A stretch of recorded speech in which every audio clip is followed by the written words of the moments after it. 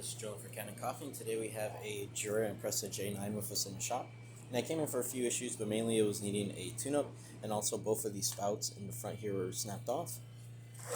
As you can see, we still have the original ones here. This little black piece, and then of course this entire spout's supposed to be one piece, but it broke off.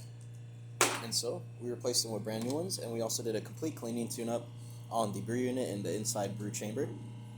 Also descaling both of your heating elements or your thermal blocks, and then also doing cleaning cycles through your spouts, everything that's behind these spouts and backwards, just to make sure there's no coffee clogging up.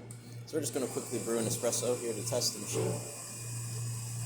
We did also see a few things with this grinder. I did take pictures of it. It seems like there was a lot of stuff that was stuffed into the pre-grounds container. This looks like cleaner, but I'm actually unsure what this orange thing is. Almost has the feel and look of like dry cookies, and so it was really stuffed. I definitely cleaned it out when I took the lid off.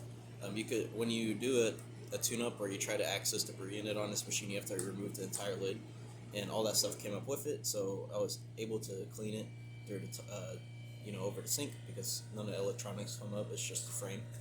And yeah, so as you can see, we got our one espresso here. We're going to quickly run hot water. Again, we're just testing all the parts of the machine. As you can see, you can get hot water in case you want to make teas or Americanos, but we're going to quickly stop it and go to milk. So we don't have the hose to, connect this to a container, nor do we have the milk to fully test. But what we're going to do is the machine's still going to produce steam, and as long as you have that, you should be able to brew milk. So we're just going to wait for the machine to rapidly heat up its thermal blocks. That's what you see here. So naturally the machine is always on a brew temperature so that you can brew shots, but when you demand it to, say, make steam or stuff like that, it'll warm itself up to the desired temperature. Put this rag under. There you go.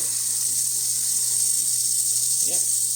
You can leave it on for X amount of seconds, but since it's just testing, we're going to turn it off.